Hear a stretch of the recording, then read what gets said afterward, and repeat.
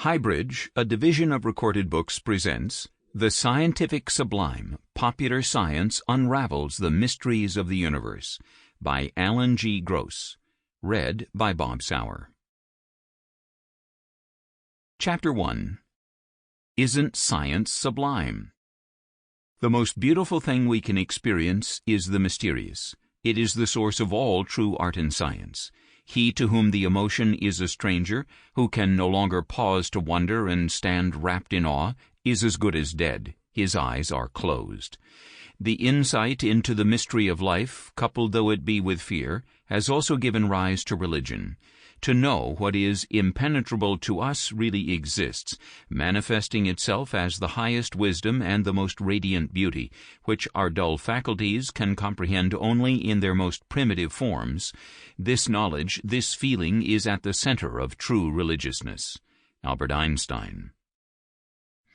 We were all overwhelmed with admiration and astonishment. Indeed, our surprise was so great that we had to repeat the experiment just to be absolutely sure we were not mistaken. Florin Perrier, in a letter to Blaise Pascal. For over a half-century, popular science books have been embraced enthusiastically by the welcoming public, from Richard Dawkins on evolution to Brian Greene on string theory. But while shelf upon shelf of books of popular science exist, only one book exists on these books, Elizabeth Lean's Reading Popular Physics. Perhaps that's because no other book is needed. Perhaps there is no more mystery to solve, no conundrum to unravel. Take A Brief History of Time. It is selling far better than Gone with the Wind, apparently with good reason. It is a better read. A reviewer on Amazon opines, Stephen Hawking is an established scientific genius, but this book establishes him as a brilliant writer, an extremely rare yet valuable combination. A blog critic pronounces his verdict. A Brief History of Time is far more than a science book. It is one of the Renaissance books that is so seminal to the notion of who we are and where we might be in the next 50 years that it should be required reading for every person from high school on. If that seems like a big ask, you've got the wrong idea about this book. It's light and easy and fun, full of subtle humor and provocative notions.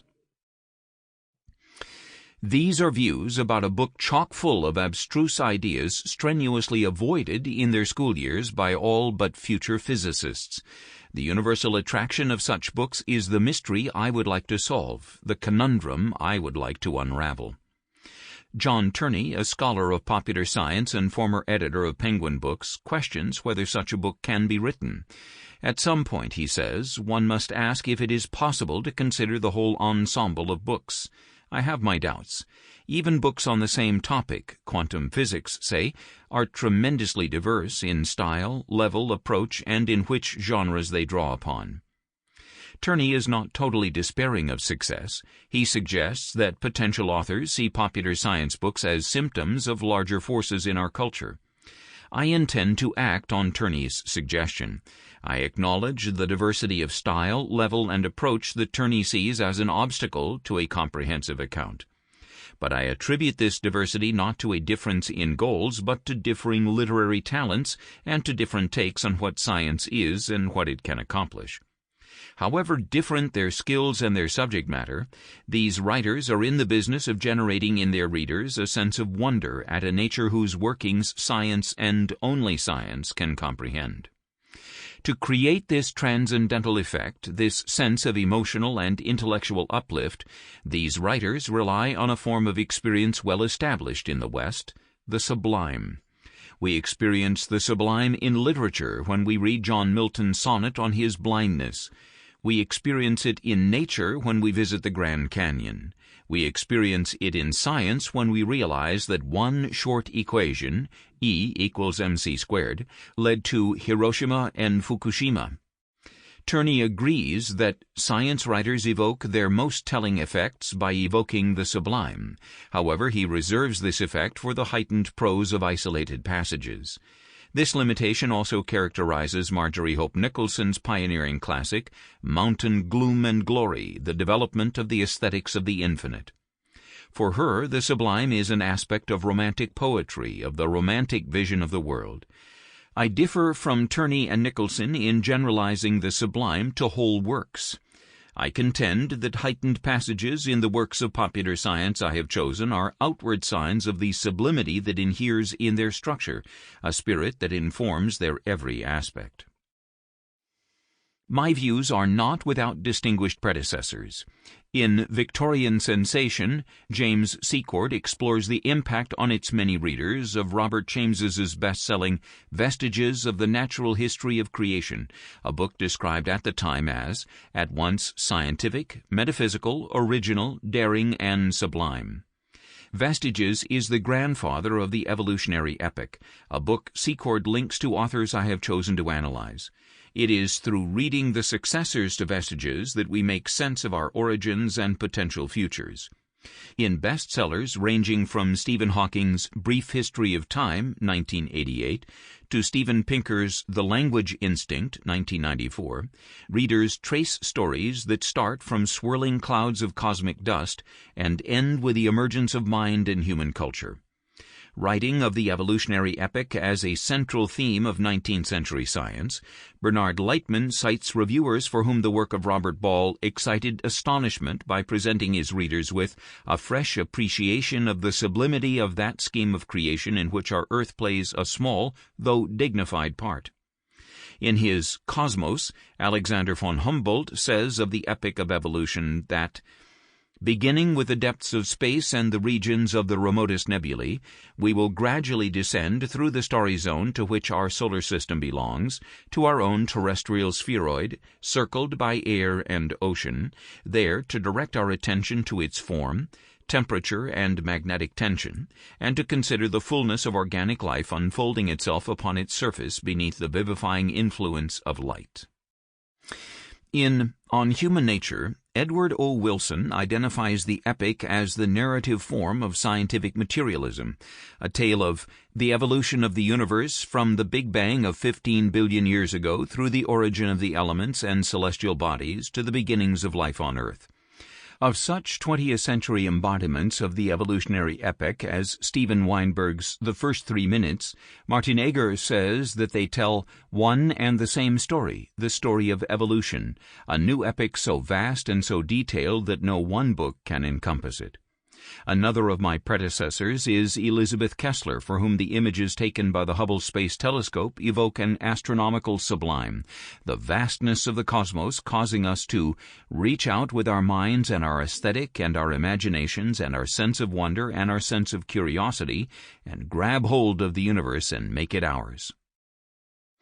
Finally, we have David Nye, for whom there is a technological sublime, one manifested in objects as different as the Golden Gate Bridge and the atom bomb, and in events as different as the 1939 World's Fair and the Apollo flight to the moon.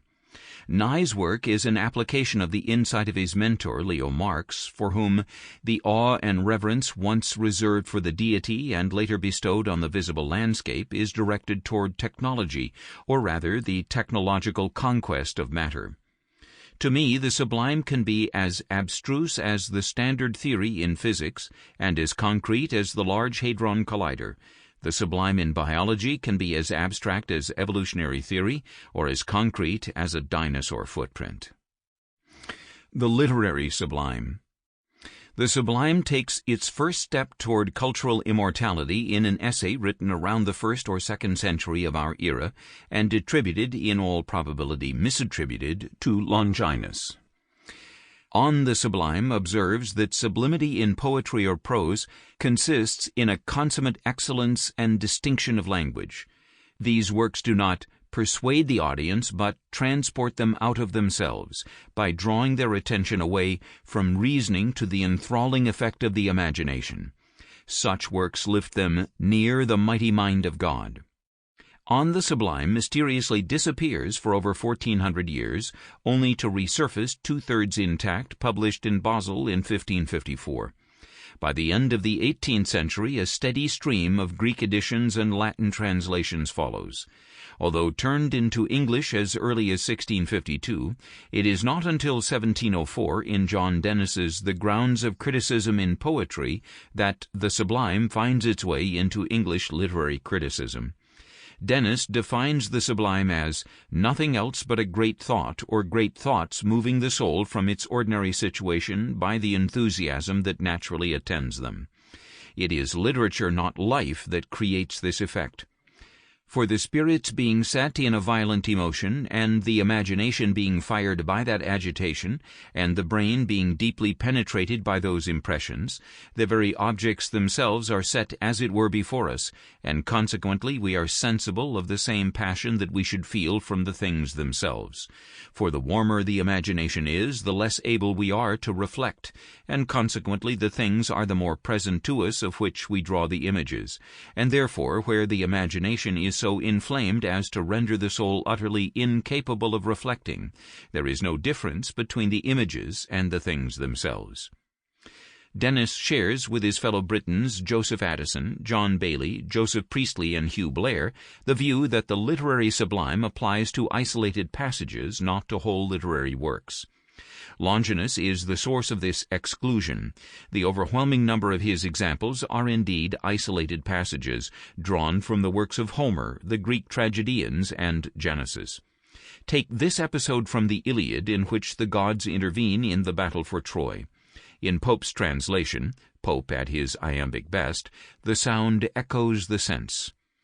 The mountain shook, the rapid streams stood still. Above, the sire of gods his thunder rolls, and peals on peals redoubled rend the poles. Beneath, stern Neptune shakes the solid ground. The forests wave, the mountains nod around. Through all their summits tremble Ida's woods, and from their sources boil her 100 floods. Troy's turrets totter on the rocking plain, and the tossed navies beat the heaving main. Deep in the dismal regions of the dead, the infernal monarch reared his horrid head, leaped from his throne lest Neptune's arm should lay his dark dominions open to the day, and pour in light on Pluto's drear abodes, abhorred by men and dreadful even to gods. Longinus tells us why this passage elicits awe. It is Homer's lofty language combined with a conceptual grandeur. The earth is split to its foundations, hell itself laid bare, the whole universe sundered and turned upside down. And meanwhile everything, heaven and hell, mortal and immortal alike, shares in the conflict and dangers of that battle. Inspired by this inspired analysis, the young Edward Gibbon, not yet the great historian of ancient Rome, says that its author tells me his own feelings upon reading it, and tells them with such energy that he communicates them. I almost doubt which is most sublime, Homer's Battle of the Gods or Longinus's apostrophe upon it. The restriction to isolated passages is not long honored. Even Hugh Blair admits that some indeed there are who, by a strength and dignity in their conceptions, and a current of high ideas that runs through their whole composition, preserve the reader's mind always in a tone nearly allied to the sublime, for which reason they may, in a limited sense, merit the name of continued sublime writers. And Gibbon notices that there was no reason to hesitate on Longinus's account. Longinus thinks of the whole of Book 20 of the Iliad as sublime. The battle of the gods is worthy of everything Longinus says of it. It would be difficult to find another example which reunites so thoroughly every part of the sublime, both as to the thoughts and language. Gibbon does not notice that Longinus himself thinks of the whole of the Iliad as sublime. The consistent sublimity which never sinks into flatness, the flood of moving incidents in quick succession, the versatile rapidity and actuality, brimful of images drawn from real life. From the literary to the natural sublime. It is impossible to overestimate the importance and popularity of Addison and Steele's periodical The Spectator. Addison's estimate of 60,000 readers is not an exaggeration. Trivial today, this figure represents 10% of the population of 18th century London, the equivalent of a YouTube video gone viral. Moreover, the 18th century saw an astonishing 15 editions or reprints of the collected essays. There were translations into French and German. Other works promoting the natural sublime were also popular. Blair and Lord Kames went into 7 editions and Edmund Burke into 6. Burke was translated into French and into German. In the last decade of the century, Lord Kames was translated into German and reprinted in America. The natural sublime was on a roll. What is the natural sublime? To Addison, when we look at such hideous objects as a precipice at a distance, we are not a little pleased to think we are in no danger of them. We consider them at the same time as dreadful and harmless, so that the more frightful appearance they make, the greater is the pleasure we receive from the sense of our own safety. So long as we are safe, a storm fills us with an agreeable horror. Although Addison clearly thought of himself as breaking new ground in defining a natural sublime, Longinus had long ago anticipated this expansion. It is by some natural instinct that we admire, surely not small streams, clear and useful as they are, but the Nile, the Danube, the Rhine, and far above all, the sea. The little fire we kindle for ourselves keeps clear and steady, yet we do not therefore regard it with more amazement than the fires of heaven, which are often darkened, or think it more wonderful than the craters of Etna in eruption, hurling up rocks and whole hills from their depths, and sometimes shooting forth rivers of that pure titanic fire. But on all such matters I would say only this: it is always the unusual which wins our wonder. Edmund Burke deepens Addison's analysis. He feels that pain and terror are the only sources of the sublime, pain and terror transformed, pain not painful and terror not terrifying, and both evoking a positive emotion akin to pleasure. Burke calls it delight. If the pain and terror are so modified as not to be actually noxious, if the pain is not carried to violence and the terror is not conversant about the present destruction of the person, as these emotions clear the parts, whether fine or gross, of a dangerous and troublesome encumbrance, they are capable of producing delight, not pleasure, but a sort of delightful horror, a sort of tranquillity tinged with terror, which, as it belongs to self-preservation, is one of the strongest of all the passions. Its object is the sublime. Its highest degree I call astonishment. The subordinate degrees are awe, reverence, and respect, which, by the very etymology of the words, show from what source they are derived, and how they stand distinguished from positive pleasure. To Burke, astonishment is a psychological state in which the mind is so filled with a sublime object that while the experience lasts, it can entertain no other thought or image. The eruption of Vesuvius or a stormy coast in Brittany possesses the great power of the sublime that, far from being produced by them, it anticipates our reasonings and hurries us on by an irresistible force. To this psychological portrait, John Bailey adds that the sublime varies from person to person, and that the effect depends on novelty or surprise. Hugh Blair expands the scope of the sublime. The terrible is not its only source. Also sublime are the magnificent prospect of wide extended plains, and of the starry firmament, and the moral dispositions and sentiments which we view with high admiration. This notion of moral sublimity, which will become especially important to Immanuel Kant, harks back to Longinus. How grand, for instance, is the silence of Ajax in the summoning of the ghosts, more sublime than any speech. Longinus is referring to a scene in the Iliad in which Odysseus, meeting Ajax in the underworld, apologizes for conduct that led to his suicide. But while yet I speak, the shade disdains to stay, in silence turns and sullen stalks away. It is this form of sublimity to which Lord Kames refers. He quotes from the third part of Shakespeare's Henry VI. Somerset. Ah, Warwick, Warwick, wert thou as we are, we might recover all our loss again. The Queen from France hath brought a puissant power. Even now we heard the news. Ah, couldst thou fly? Warwick. Why, then, would I not fly? Act 5, Scene 8. Kames comments that such sentiment from a man expiring of his wounds is truly heroic and must elevate the mind to the greatest height that can be done by a single expression. In British minds, natural and moral sublimity are closely allied, the former providing a path to the latter. To Addison and Anthony Ashley Cooper, 1st Earl of Shaftesbury, the experience of natural sublimity is valuable precisely for this reason. It leads to the appreciation of God's might and His benevolence. Thomas Reid, a luminary of the Scottish Enlightenment, agrees, alluding to the Book of Revelation. I beg leave to add that when the visible horizon is terminated by very distant objects, the celestial vault seems to be enlarged in all dimensions. When I view it from a confined street or lane, it bears some proportion to the buildings that surround me.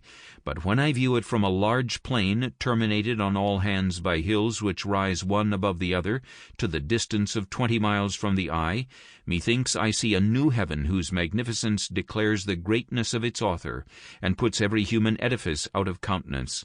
For now the lofty spires and the gorgeous palaces shrink into nothing before it, and bear no more proportion to the celestial dome than their makers bear to its maker. On the continent, Immanuel Kant synthesizes, analyzes, and deepens the idea of the natural sublime. The extent to which he relied on the writings of his British and Scottish predecessors is unclear. Whatever the extent, the discussion of the sublime in The Critique of Judgment unfolds as if Kant knew their work. For Kant, the sublime is an effect of the vastness and the power of nature. It is through its vastness that we experience the first category of the sublime, the mathematical. The immensity of the cosmos overwhelms us. It exceeds the capacity of our imagination. Despite our best efforts, we fail to grasp what our reason tells us must be the case. A tree that we estimate by a man's height will do as a standard for estimating the height of a mountain. If the mountain were to be about a mile high, it can serve as the unity for the number that expresses the Earth's diameter, and so make that diameter intuitable. The Earth's diameter can serve similarly for estimating the planetary system familiar to us, and that, in turn, for estimating the Milky Way system. And the immense multitude of such Milky Way systems, called nebulous stars, which presumably form another such system among themselves, do not lead us to expect any boundaries here. Now, when we judge such an immense whole aesthetically, the sublime lies not so much in the magnitude of the number as in the fact that, the farther we progress, the larger are the unities we reach. This is partly due to the systematic division in the structure of the world edifice, for this division always presents to us whatever is large in nature as being small in turn, though what it actually presents to us is our imagination in all its boundlessness, and, along with it, nature as vanishingly small, in contrast to the ideas of reason, if the imagination is to provide an exhibition adequate to them. In Kant's second category, the dynamic sublime, our imagination is overwhelmed by nature's power. Bold, overhanging, and, as it were, threatening rocks, thunderclouds piling up in the sky and moving about accompanied by lightning and thunderclaps, volcanoes with all their destructive power, hurricanes with all the devastation they leave, the boundless ocean heaved up, the high waterfall of a mighty river, and so on. Compared to the might of any of these, our ability to resist becomes an insignificant trifle. It is a power that, if we are to experience it as sublime, must not have any actual power over us, lest we feel not pleasurable agitation but real fear. Because the sublime first manifests itself as violent to our imagination, our moral sense must transform it into something more manageable. By placing us in contact with the deity, this sense transcends any inadequacy we may feel in consequence of the sublime's emotional buffeting. It is our insight into the kinship between sublimity and deity that is a source of the pleasure we experience. Hence, sublimity is contained not in any thing of nature, but only in our mind, insofar as we can become conscious of our superiority to nature within us, and thereby also to nature outside us, as far as it influences us. Whatever arouses this feeling within us, and this includes the might of nature that challenges our forces, is then, although improperly, called sublime, and it is only by presupposing this idea within us and by referring to it that we arrive at the idea of the sublimity of that being who arouses deep respect in us, not just by his might as demonstrated in nature, but even more by the ability with which we have been endowed to judge nature without fear and to think of our vocation as being sublimely above nature. This experience must be free from any inference concerning the character of the natural objects and events we view. When we call the sight of the starry sky sublime, we must not base our judgment upon any concepts of worlds inhabited by rational beings, and then conceive of bright dots that we see occupying the space above us as being those worlds' suns, moved in orbits prescribed for them with great purposiveness. But we must base our judgment regarding it merely on how we see it, as a vast vault encompassing everything, and merely under this presentation may we posit the sublimity that a pure aesthetic judgment attributes to this object. For Kant, there is no category reserved for the scientific sublime. Expressing the sublime. A category of experience not yet present in early modern Europe, the sublime, was unavailable to the great French essayist Michel de Montaigne when he crossed the Alps in October 1580. The description betrays no experience of the sublime. Although most of the mountains close to us here are wild rocks, some massive, others split and broken up by the flow of the torrents, and others scaly and sending down pieces of astounding size, I believe it must be dangerous here in very stormy weather, just as elsewhere. We have also seen whole forests of pines torn up from their footing and carried down in their fall, little mountains of earth clinging to their roots. Crossing the Alps by the same Mont-Cenis Pass just over a century later, the poet, playwright, and literary critic John Dennis has a different reaction, the first hint that the category of the natural sublime was in the British mental repertoire, a mix of horror and pleasure. The ascent was the more easy because it wound about the mountain, but as soon as we had conquered one half of it, the unusual height in which we found ourselves, the impending rock that hung over us, the dreadful depth of the precipice, and the torrent that roared at the bottom, gave us such a view as was altogether new and amazing. On the other side of that torrent was a mountain that equaled ours, about the distance of 30 yards from us. Its craggy cliffs, which we half discerned through the misty gloom of the clouds that surrounded them, sometimes gave us a horrid prospect, and sometimes its face appeared smooth and beautiful as the most even and fruitful valleys. So different from themselves were the different parts of it. In the very same place nature was seen severe and wanton, that is, luxurious. In the meantime we walked upon the very brink, in a literal sense, of destruction. One stumble, and both life and carcass had been at once destroyed. The sense of all this produced different emotions in me, that is to say, a delightful horror, a terrible joy, and at the same time that I was infinitely pleased I trembled.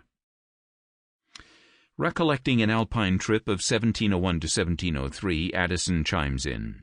He speaks of a near prospect of the Alps, which are broken into so many steeps and precipices that they fill the mind with an agreeable kind of horror. In the same vein, writing toward the end of the century, Swiss scientist Horace Benedict de Saussure takes time from his work as a geologist to enjoy the Alpine view. This situation savored of the strange and the terrible. I seemed to be alone on a rock in the middle of a roiling sea, a great distance from a continent bordered by a long reef of inaccessible rock. Little by little this cloud rose, enveloping me first in its obscurity, then, mounting above my head, I discovered all of a sudden a superb view of the lake and its cheerful banks, cultivated, covered with small towns and lovely villages. It is not only the Alps that evoke sublimity, there was also Mount Vesuvius and the Rhine Falls at Schaffhausen.